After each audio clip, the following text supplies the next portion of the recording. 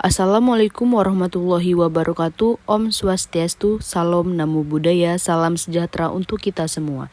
Yang terhormat Bapak Tiasto Prima Ahmadani selaku dosen mata kuliah teori komputasi. Pada kesempatan ini, saya dan rekan-rekan saya dari kelompok 4 Teknik Informatika akan membahas materi tentang cara kerja Wi-Fi. Sebelum masuk ke pembahasan, izinkan saya memperkenalkan diri.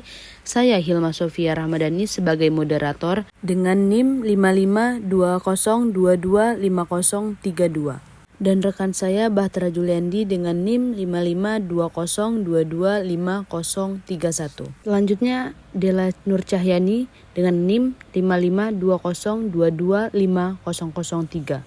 Selanjutnya Herlianda dengan NIM 5520225020. Selanjutnya Lilis Cahya Kurnia dengan NIM 5520225017. Selanjutnya Muhammad Ridho dengan NIM 5520225029. Dan terakhir M. Thohir dengan NIM 5520225004. Baik, kami akan mempresentasikan hasil diskusi kelompok kami. Cara kerja Wi-Fi. Apa itu Wi-Fi? Wi-Fi adalah teknologi jaringan nirkabel yang digunakan untuk menghubungkan perangkat seperti ponsel, laptop, tablet, dan komputer ke internet atau ke perangkat lain tanpa menggunakan kabel. Wi-Fi bekerja dengan gelombang radio yang dipancarkan oleh router. Perangkat yang berada dalam jangkauan sinyal dapat terhubung dan bertukar data, seperti mengakses internet, mengirim pesan, atau menonton video online. Singkatnya, Wi-Fi memudahkan kita mengakses internet secara cepat dan praktis tanpa kabel, baik di rumah, sekolah, kantor, maupun tempat umum. Cara singkat Wi-Fi. Wi-Fi adalah teknologi jaringan nirkabel yang memungkinkan perangkat saling terhubung dan mengakses internet tanpa kabel.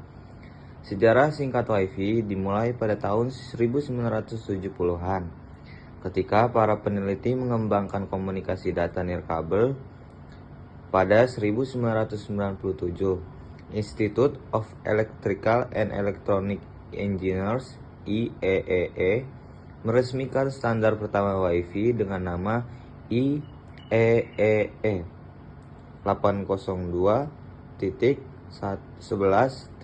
Standar ini menjadi dasar pengembangan jaringan nirkabel modern. Istilah Wi-Fi sendiri diperkenalkan pada 1999 oleh Wi-Fi Alliance, sebuah organisasi yang bertugas memastikan perangkat dari berbagai produsen dapat saling kompatibel.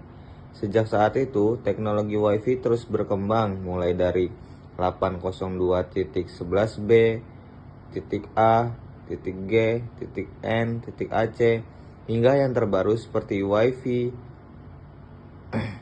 6 dan Wi-Fi 6E dengan kecepatan lebih tinggi, jangkauan lebih luas, dan keamanan yang lebih baik. Kini, Wi-Fi telah menjadi bagian penting dalam kehidupan sehari-hari, digunakan di rumah, sekolah, kantor, hingga ruang publik untuk mendukung komunikasi dan akses informasi global. Gambaran umum Wi-Fi. Wi-Fi adalah teknologi yang memungkinkan perangkat seperti HP, laptop, dan komputer terhubung ke internet tanpa kabel. Selama perangkat berada dalam jangkauan sinyal, pengguna dapat mengakses internet dengan mudah. Wi-Fi banyak digunakan di rumah, sekolah, kantor, dan tempat umum karena praktis dan mudah digunakan. Kaitan Wi-Fi dengan Alan Turing. Pemikiran dan karya Turing menjadi dasar penting bagi teknologi Wi-Fi. Alan Turing adalah pelopor ilmu komputer. Ia meletakkan dasar tentang cara komputer memproses informasi, konsep algoritma, dan keamanan data atau kriptografi.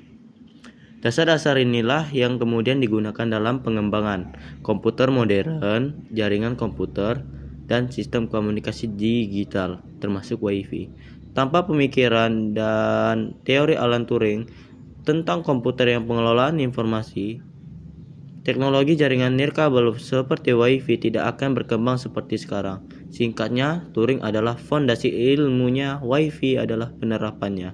Model Alan Turing yang digunakan. Yang pertama, data dikodekan atau input. Kedua, diproses oleh perangkat, router, dan perangkat penerimaan. Yang ketiga, dikirim dan diterima kembali sebagai output. Selanjutnya saya akan menjelaskan alur koneksi internet dari penyedia layanan hingga ke perangkat pengguna. Berikut adalah penjelasan fungsi masing-masing komponen dalam bagan tersebut. Yang pertama adalah internet atau awan global. Di dalam internet ini berisi sumber informasi global atau jaringan komputer raksasa di seluruh dunia. Contoh data yang Anda minta seperti Anda ingin membuka YouTube atau Google berasal dari sini. Yang kedua adalah modem atau modulator demodulator.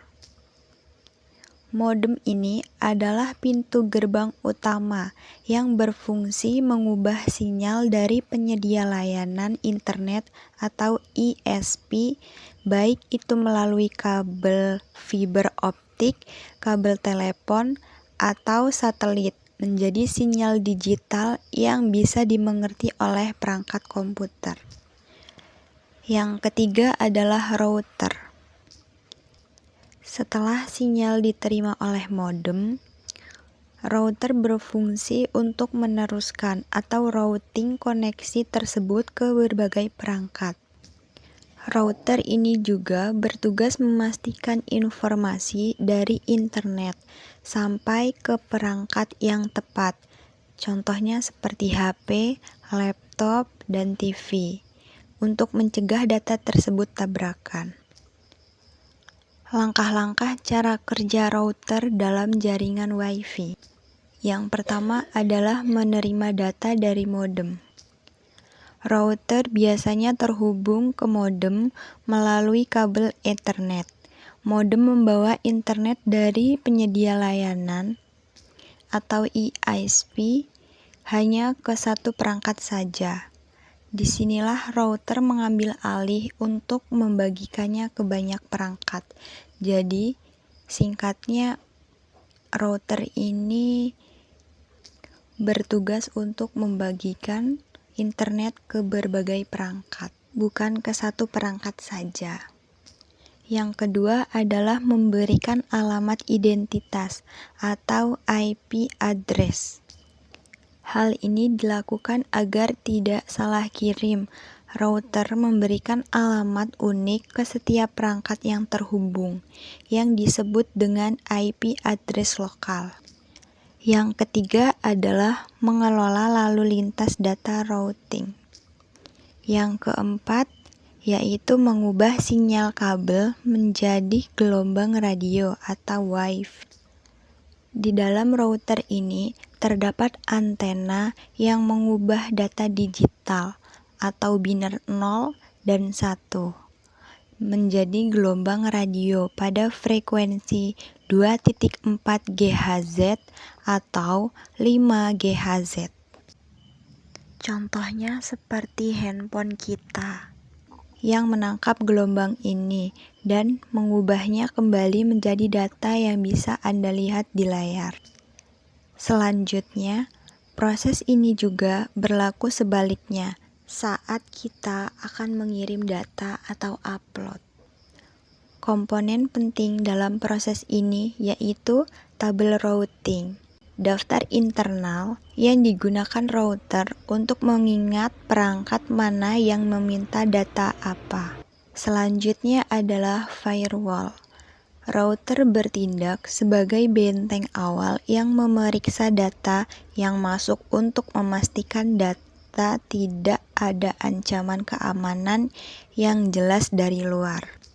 Selanjutnya, switch, bagian dari router yang memungkinkan koneksi fisik atau kabel LAN jika Anda tidak memiliki. Selanjutnya adalah switch, bagian dari router yang memungkinkan koneksi fisik atau kabel LAN jika kita tidak ingin menggunakan WiFi. Oke, lanjut yang keempat, yaitu perangkat atau device.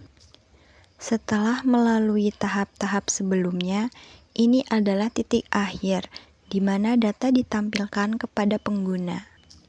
Contoh perangkat yang bisa menggunakan WiFi yaitu komputer atau PC, laptop, TV, dan smartphone. Pemilihan data oleh Alan Turing. Turing mempelajari informasi dan instruksi yang bisa diproses melalui mesin, yaitu mesin Turing. Mesin Turing menerima input suatu data dan memprosesnya sesuai dengan aturan atau algoritma, lalu menghasilkan output. Dengan kata lain, Turing menetapkan prinsip bagaimana komputer memilih dan memproses data. Contohnya, input, yaitu data mentah, dapat berupa angka, huruf, maupun simbol. Proses, komputer akan membaca data dan menjalankan algoritma untuk memutuskan apa yang harus dilakukan. Output, yaitu hasil dari proses tersebut, bisa berupa jawaban, perhitungan, maupun keputusan. Jadi, kesimpulannya adalah Alan Turing tidak menciptakan WiFi, tapi prinsip komputer dan pemrosesan datanya menjadi dasar teknologi WiFi. WiFi bekerja dengan cara mengirim, memproses, dan menerima data sesuai dengan konsep Turing, yaitu input, proses, lalu output. Sekian, terima kasih kepada pemateri atas penjelasannya. Semoga materi yang kami sampaikan bermanfaat. Mohon maaf bila ada kurang kata. Saya Hilma sebagai moderator. Saya akhiri. Wassalamualaikum warahmatullahi wabarakatuh.